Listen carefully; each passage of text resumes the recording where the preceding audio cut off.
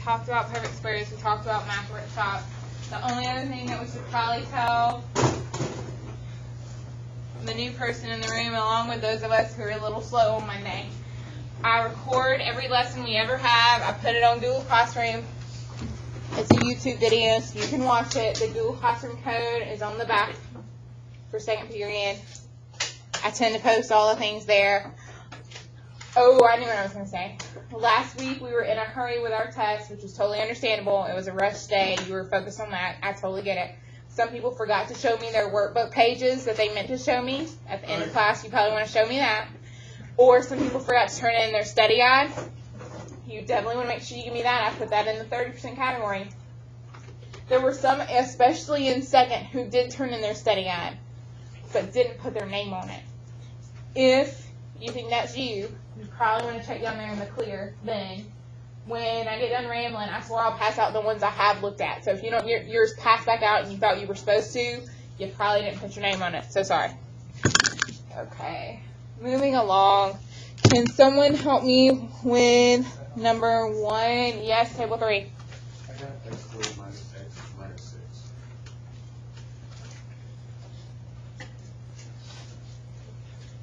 Okay, Daniel is completely correct. His group can get a point. We are foiling with these bell ringers.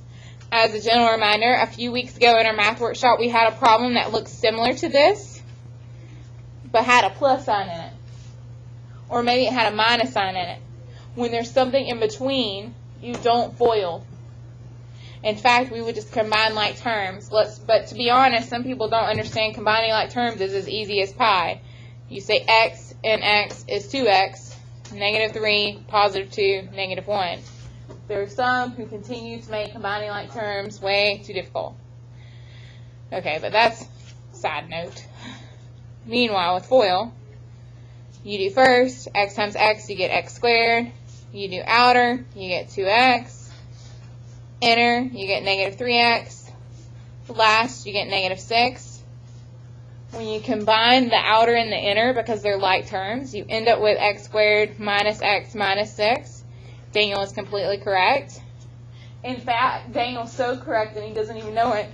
He probably does know it because he's in other smart classes. He probably does know it. I'm going to stop from here on out writing the arrows. I wrote it in to remind you, but really we're smart enough to know first, outer, inner, last without drawing the arrows. And we're also smart enough to not have to do that green line and to go straight to the answer in our head, because the outer and inner tend to be able to combine.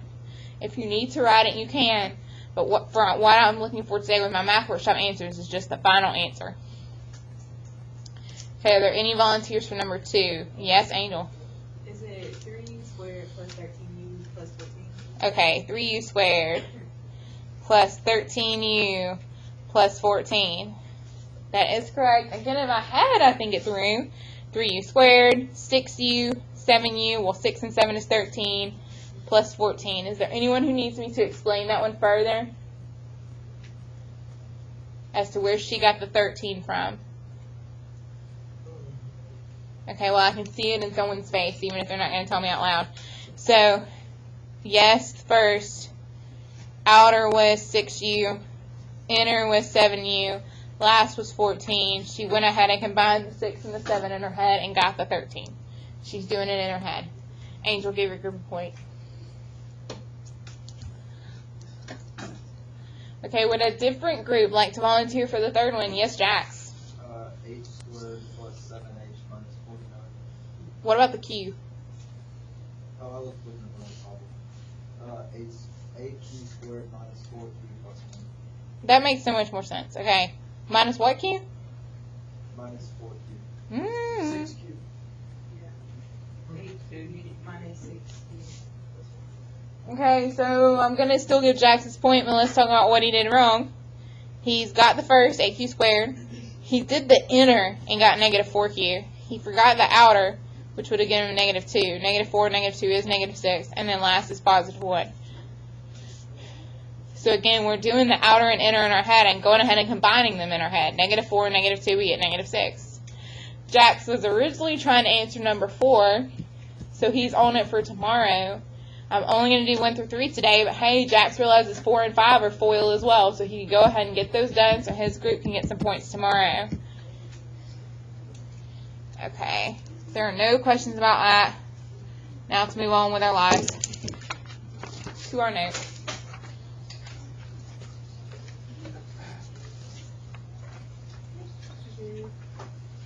Okay.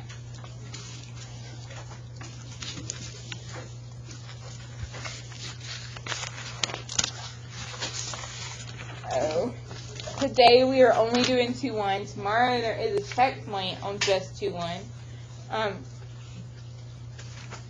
Our goal is to have a 2-1, 2-2 quiz on Thursday.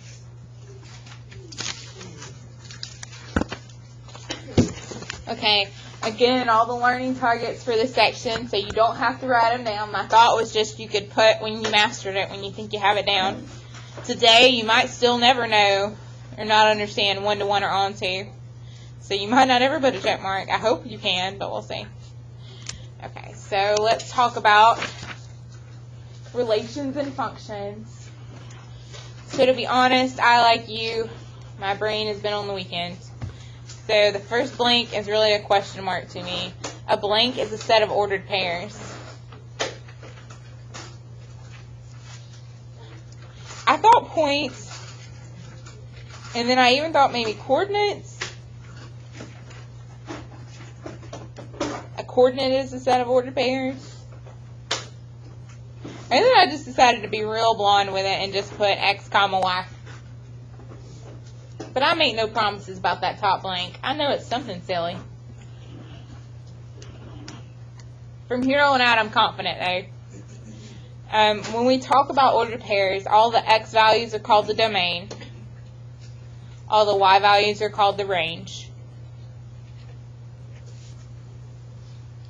And specifically,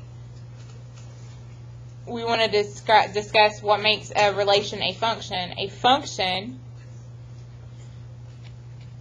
is a relation in which each element of the domain is paired with exactly one element of the range. So everybody going in has exactly one match going out. So if someone's trying to get mapped to 2 different things, we have a problem. For instance, a vending machine would be a problem, because if you put in, let's say, 50 cents, I know these prices are not good, but here's my real world example.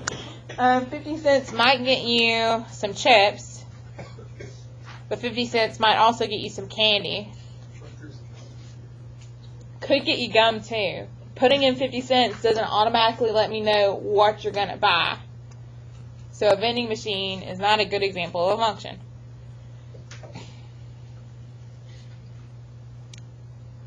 Meanwhile, if you go to Starbucks and you order your very specific, for me, a caramel light grande frappuccino, clearly I know what I'm going to get back from the lady. So we could anticipate the output. Okay, we're going to come back to this box in a second. We're going to go ahead and do the first 4 examples. So we need to decide, is this relation, is it a function or not?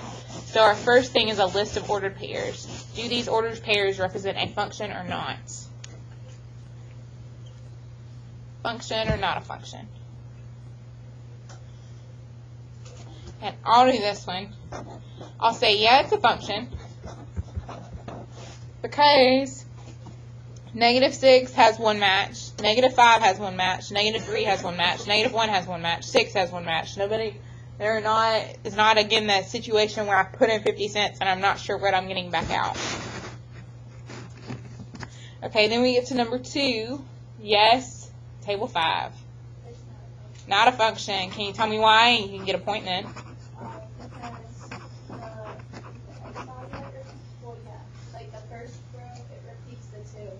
The 2, we're not sure. So you put in a 2, and you're not sure if you're going to get out a -2 or you're going to get out a 2. That's a problem. It's not a function. Your group can have a point. However, there's still another point up for grabs. There's another reason why this is not a function. Yes, ma'am. Oh, wait, the -2 and the 0. They repeat -2 one more. They do, well, they have it in the X's and the Y's, yes. But there is a yes, dear. Because the -1 and then The -1 is another issue because we're not sure if -1 is being mapped to -1 or is -1 being mapped to 1. Another issue. We only had to have the one issue. Just Karen's was enough. Just Justice's was enough. But now that we've got two issues, for sure not a function. Okay, so first we had a list of ordered pairs. Now we have a cute table. Now to what's called a mapping diagram, and sometimes the arrows get a little funky for people to read. Yes, Nick, you're already on it. What is it? Why? Angel, get a, oh, Justice, you got yourself a point for that? Okay, good. Go ahead, Nick, sorry. Okay, that -8 is going to -4, and it's going to -14, so that is a problem. It's okay that 4 is going to 14 and -8 is going to 14. Just like it's okay if I put in, that's okay. The issue isn't when I put in -8, I'm not sure if I'm going to get a -4 or a -14. You can't have an element in the domain go to two different things in the range. That is the problem. Okay, if you're having trouble reading that table, you can always make you a list of ordered values. That mapping diagram is really just representing the points to -6, 4, -4, -8, 12, -8, 14. And then if you listed it like that, maybe if you didn't recognize the -8 was an issue then, you do now because you see it's listed twice, it's going to two different things. If only Miss Compton could write stuff well. It's not 14, it's -4. -4. So you can see it's listed twice, going to two different things. So if you need to write it like this, you can. Okay, and then there's one more example like this. It's on the next page. Number 4. Is it a function or not a function? Yes. You know they're super quiet, so we're going to let them. Table 4. It's a function.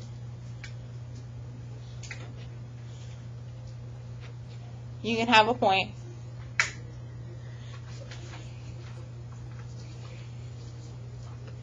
Okay, so there any questions about function, not a function? Yes, Karen. Well, I would say, so yeah, I don't think it's a function because 0 to the domain is on -6. And that's okay. Our issue would be if -1 is going to 6 and something else. Is -1 going to something else? No. So that's what people get annoyed with functions. But the issue is if the x is going to two y's. So if you need to go back and make a note to yourself, what we're checking is, does an x go to two y's? That's what we're checking. And Karen is really smart to notice that based off what we're about to talk about. That was good. Okay, are there any questions about the function, not a function? Well, you know, that's all you had to do in algebra. Function, not a function, and that was it. We're going to step it up a notch. We have 3 different kinds of functions. Well, actually, there are 4. You can be one-to-one, you can be onto, you can be both, or you can, of course, be neither.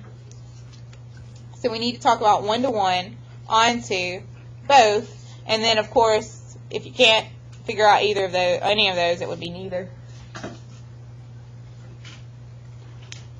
Okay, so if we read the formal definition of one-to-one, it says each element of the domain pairs to exactly one unique element of the range. Well, I don't know about you, but I have to write it in my own words. So I would say 1 in domain goes to 1 in range. So Karen, that issue you just asked me about, how they were both going to the same value, that would be an example of someone who is not one-to-one. One-to-one means this guy goes to exactly that one guy. This guy is going to do exactly that one guy, if only Miss Compton could draw. So 1 is going to D, and nobody else is going to D except 1. Nobody else. Okay, so one-to-one seems okay. And then we get to onto, and it says each element of the range corresponds to an element of the domain. So all that means is all in range have a match.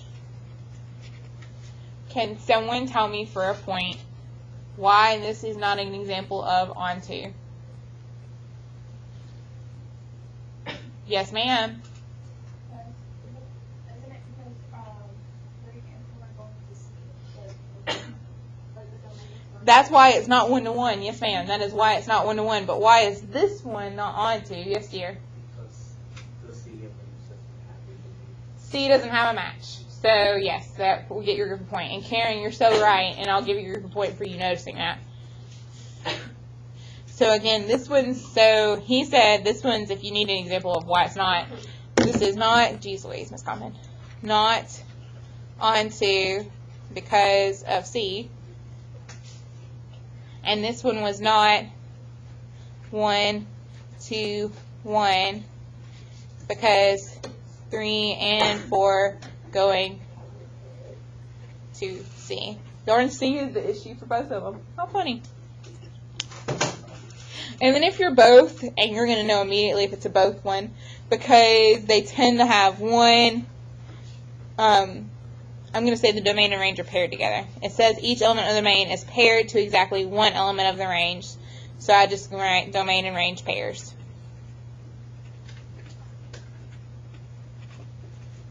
You'll know if you have nice, cute pairs with no repeats. And now for the fun part, we need to go back over our exact 4 examples. We need to tell the domain and range. And then if it's a function, we need to say, is it 1-to-1 onto neither or both? Okay, so back to number 1.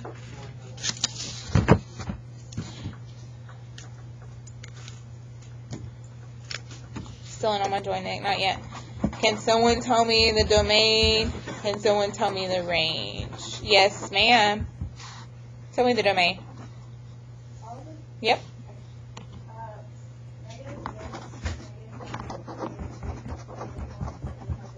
Perfect. Can you tell me the range? -1, -9, -7, 7. And she did it exactly like I did it. For those of us who are perfectionists, we might want to rearrange that range list to actually be -9, -7, -1, 7. And then there's one other issue in our range list. Can someone help me with that? 2 -9s. We got to get rid of that one. So Karen, you can have a point. Daniel, you can have a point. So we're not going to repeat it. We already had it listed. So cross it off. Okay, and now to Nick's part, because he was dying to do this. We got to know, since it's a function, is it 1-to-1 onto both or neither? be onto. Can you tell me why? Because two of the domains go like -5 and 6.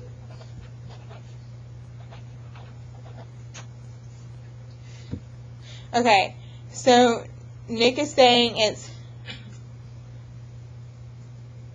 not 1-to-1 because -5 is going to -9, and 6 is going to -9. So I agree, it is not 1-to-1. However, he has not explained to me why it is onto. So he can have 1 point, but if someone can use words and explain why it's onto, I get them a point too. Yes, dear? All for happy. Okay, so everyone in the range, -1 has a friend, -9 he has a friend, -7 has a friend, 7 has a friend. All in range have a match. So it is onto. And if you need to write that to yourself, because all in range have match.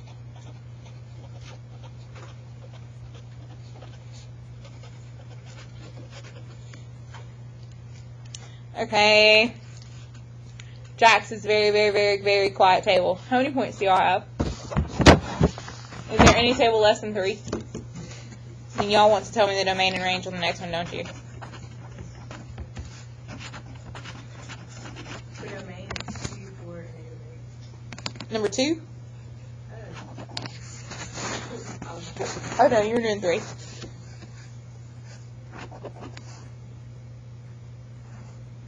Well, it's 2, -1, -2, -3. Did you want to write -1? Yes. Next. What's the range?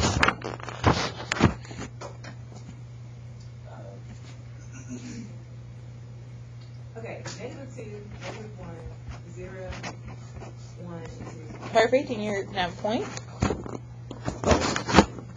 Okay, but there's a reason Angel skipped this one originally. She realized it was not a function. She didn't realize I was going to make her list domain and range anyway. But she knew since it was not a function, she doesn't have to tell me 1-to-1 onto neither or both because it's not a function, so we don't have to classify it. Okay, so number 3, or at least in my mind that's what she did, but I don't know. Yeah. Number 3, that doesn't make sense though because you did number 3, so I don't know. Okay, number 3, I need the domain and range. Which group has, how many points do y'all have? 1, That's all you have? Then yeah, y'all need to answer. Go ahead. -4,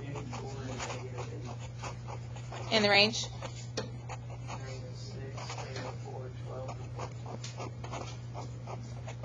Okay, and we don't have to list it, but just for practice, because I'm just, I'm practicing too. I get this is not a function, so this is not a discussion anyway, because we would skip over this. But I know it's not onto because 412 doesn't have a match. And I know it's not 1-to-1 because -4 and -8 are both going to 14. But most importantly, it wasn't a function, so we weren't even going to have that discussion anyway. Okay. Are there any questions about this? We have one more problem left. Okay, let's go to number 4. It is a function, haha. I will list the domain. Actually, no, Nick, you need to list the domain. List the domain and range to get you another point. -3, -2, -1, 0, 1, Okay, range. 0, 2, 4, 6. Okay, and then I already saw a hand up. Yes, ma'am. Tell me what you know. Nick, give yourself a point if I have to tell you this. Yeah, you should have 2 points. Now you should be at 3. Karen, you had opinions. I was gonna see what kind of function. Okay, tell me. It's a one-to-one function. Because, two of the domains are going to the range, which is, -1 and going to 6. So that's why it's not 1-to-1, because of that. Agreed. So it's not 1-to-1.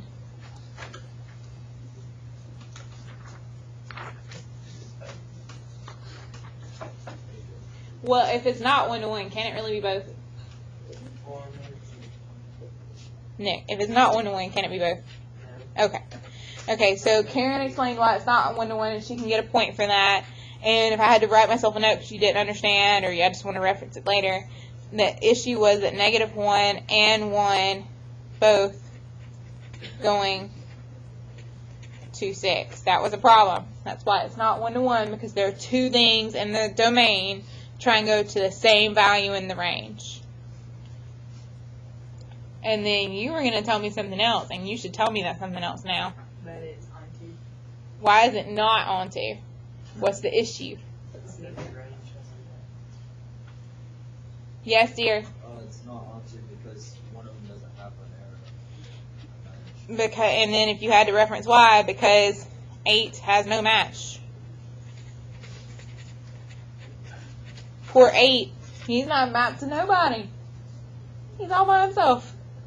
Okay, so Nick wanted to put the words both, even though it's not 1-to-1 and not onto. He should actually put the words neither.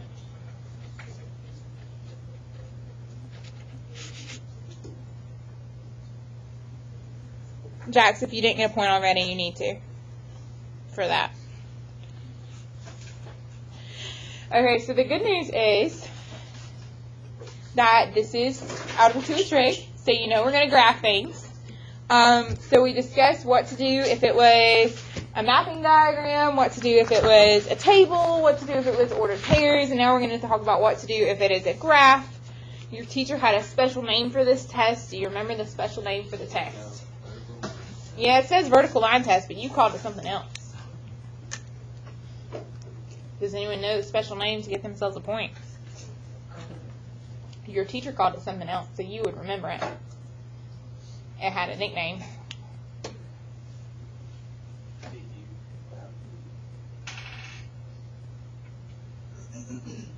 Okay? It is my point now. Your teacher called it the pencil test. Really? Mine always called it the pencil test. Really? They always called it the vertical line test? Your teacher's proper. My teacher was like pencil test. If you can take your pencil or whatever device you have in your hand that's a straight line, as you're going over a graph, if you can touch the graph at 2 different spots at the same time, it's not a function. So this one is a function because there's nowhere where when I hold my pencil over it, there's not a spot where I'm touching the graph more than one time. I see the one time, but I don't see where I'm crossing it a second time.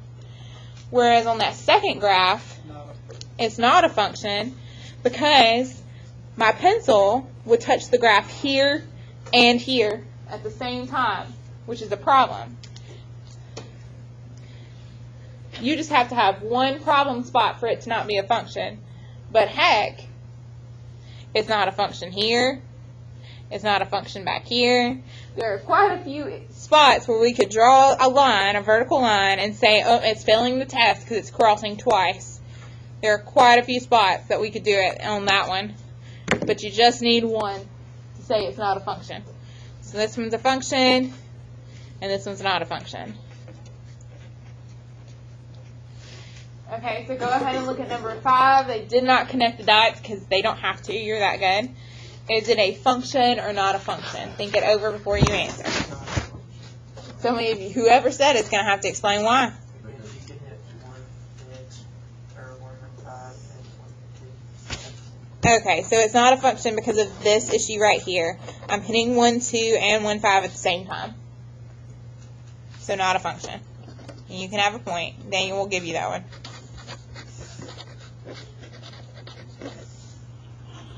So everyone understand why it's not a function. And again, if you like looking at that list, we see that x coordinate happening and going to both 2 and 5. So I'm having 1 go to 2 and 1 go to 5. So I realized it was an issue. Basically, the vertical lines test is helping us get a lot faster than actually having to make our list. And then we get to everyone's favorite part of the day. Everyone loves, they might not love determining if it's a function, but everybody loves evaluating a function.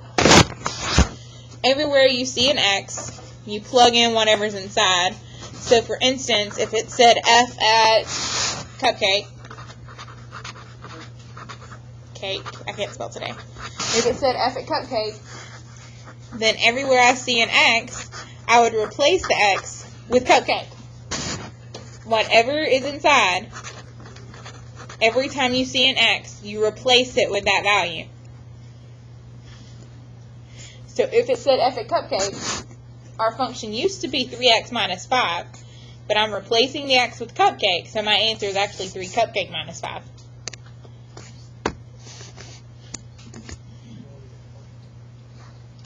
Okay, so let's go ahead and do number 1. So f at negative 3 means everywhere I had an x, I replace it with a negative 3. So I actually have, you can have a point, negative 9 minus 5. I wondered why you kept saying things. And you actually end up with negative 14. So if we had to write it out, f at negative 3 is negative 14.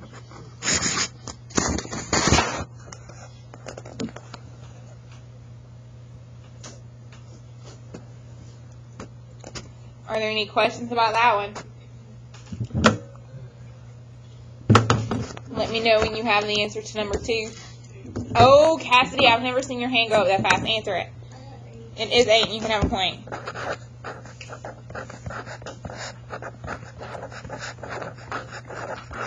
She had her wheeze this morning. She was ready to roll.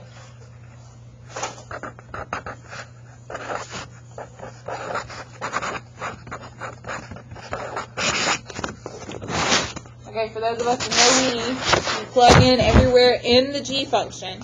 Not in the f, because it said g. In the g function. So it's 4 squared minus 2 times 4. So it's 16 minus 8, which is 8. Are there any questions about number 2? Then flip it over, and if you're really trying to impress me, Cassidy, if you didn't get a point, you won now. Number 3, if you're really trying to impress me, go ahead and answer number 3 and tell me that answer. And that's how Daniel gets his group that point back. So f of x, well, yeah, the one that he feels Nick stole from him. So f of x, remember from the previous page, f of x was 3x minus 5. We're still referring back to that one. Everywhere he saw an x, he replaced it with a. So he actually got 3a minus 5. Are there any questions on number 3? Then number 4 is the most fun. Actually simplify your answer before you tell me yours. Did you simplify your answer before you tell me yours?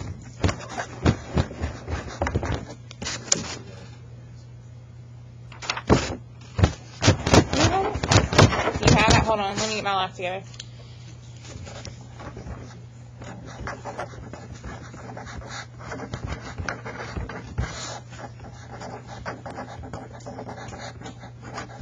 Okay, tell me what you got. 5n squared minus 10. Say it again.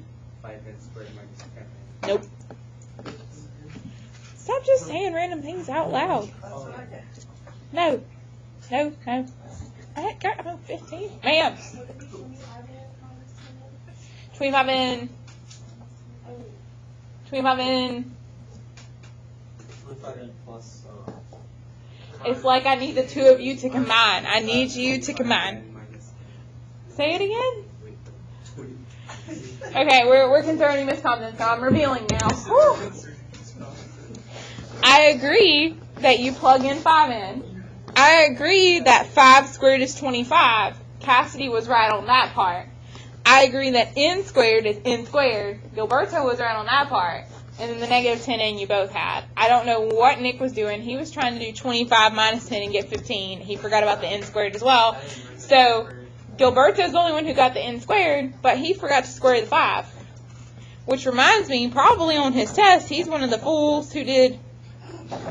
I mean, that was not nice. He's probably one of the ones who did negative 2 squared and got negative 4 instead of positive 4. For the love, negative 2 times negative 2 is positive 4. I love you, but please stop doing dumb things.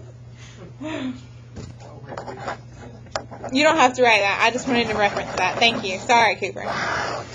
That's the final answer and we're done. So you had to square 5 and you had to square n. And back to, my gosh, you can do hard math like plug this stuff in, but easy order of operation stuff. Okay. And then I'm going to break your heart. Because you know I'm going to say 5 through 8 and yours, so you're still with tonight. And you're especially going to be mad because 7 and 8 are fractions. I don't care. Everywhere you see an x, put the fraction. I can give you, maybe you can change 1/5 to a decimal, but you can't change 2/3 because that's 0.66666 and it's not going to work out. Your rounding's going to be off. So you've got to leave number 7 as is. Okay, I've got jokes to pass back to those.